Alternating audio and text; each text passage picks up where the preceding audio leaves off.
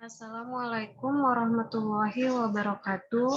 Saya Endah Tri Indriati dengan NIM 0305183180 dari PMM 2 semester 7.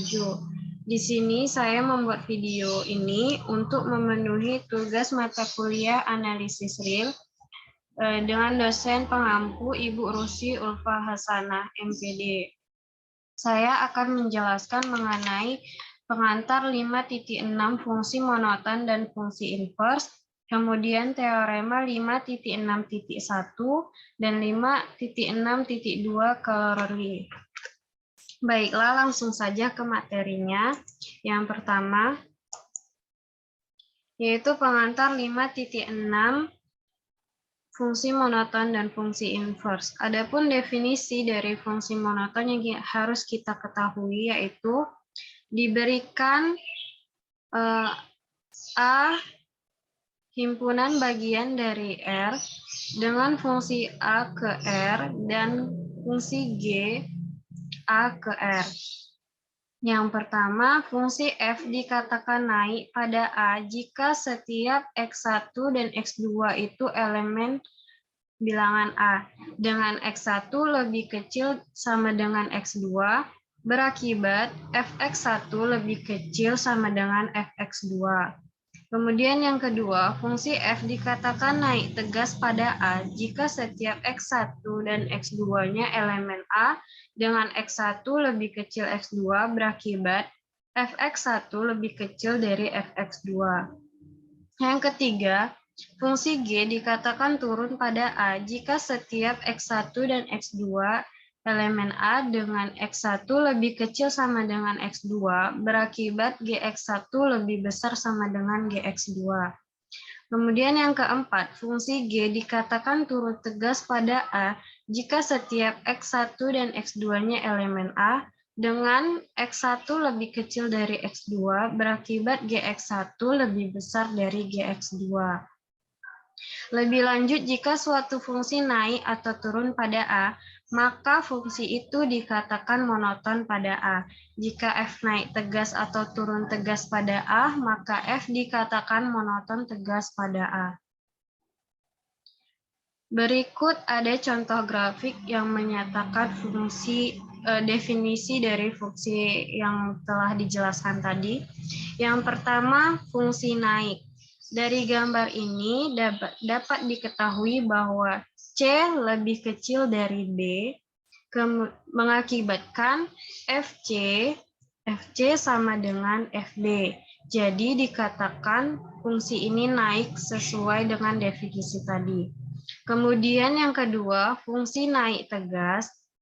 Dapat diketahui pada gambar grafik ini, A1-nya lebih kecil dari A2, mengakibatkan FA1 lebih kecil dari FA2. Maka dikatakan fungsi naik tegas.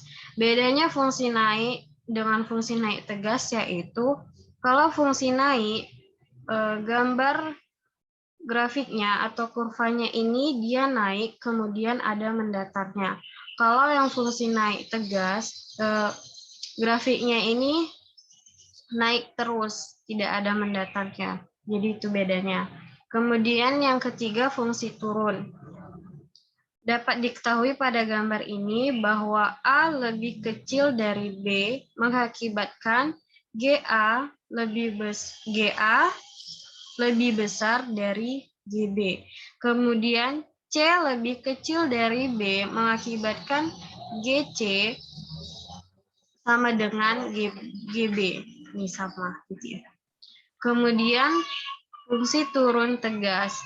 Dapat diketahui pada gambar bahwa P1 lebih kecil dari P2 mengakibatkan G1P1 yang sini G1P1 lebih besar dari G1P2 yang sini. Jadi dikatakan grafik ini adalah fungsi turun tegas. Bedanya fungsi turun dengan fungsi turun tegas yaitu, kalau fungsi turun, dia grafiknya menurun, kemudian ada mendatarnya. Sedangkan fungsi turun tegas, dia grafiknya turun terus, makanya dibilang fungsi turun tegas. Selanjutnya, teorema 5.6.1.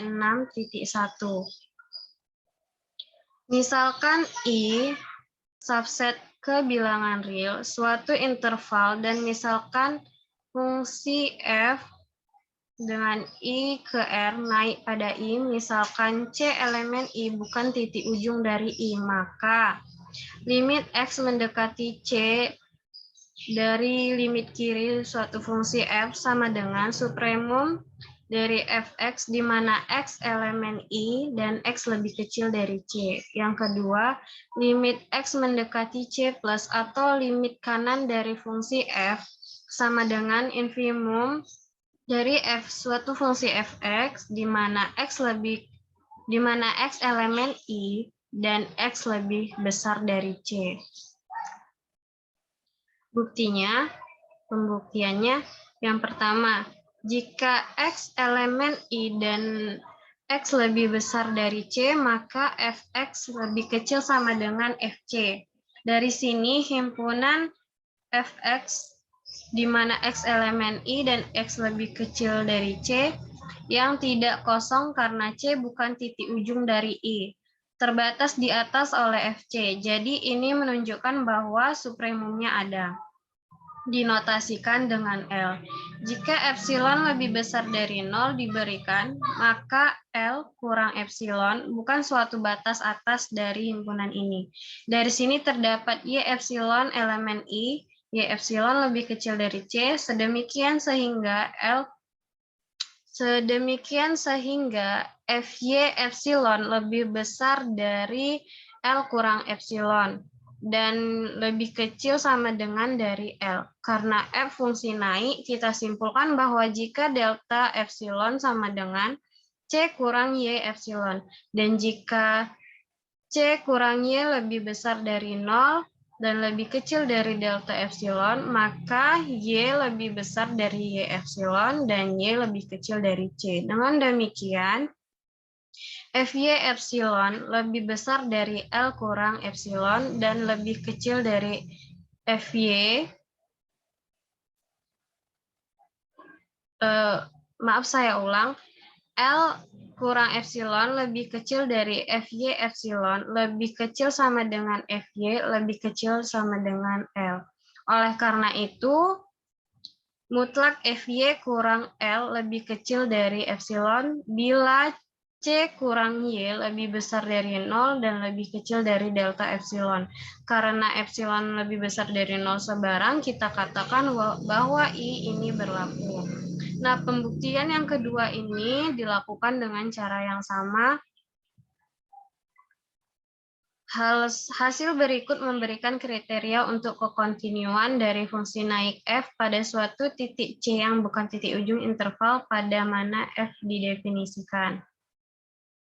Selanjutnya, yang C 5.6.2 corollary, misalkan I subset ke R suatu interval dan misalkan fungsi f di mana I ke R naik pada I, misalkan C elemen I bukan titik ujung dari L, maka statement berikut ekuivalen. Yang pertama, F continue pada C, kemudian yang B, limit X mendekati C min atau limit kiri dari fungsi F itu sama dengan limit X mendekati C plus atau limit kanan dari F. Jadi limit kiri sama dengan limit kanan dari F. Kemudian yang C, Fc itu sama dengan supremum dari Fx di mana X elemen I dan X lebih kecil dari C. Fc-nya juga sama dengan infimum dari Fx di mana X elemen I dan X lebih besar dari C.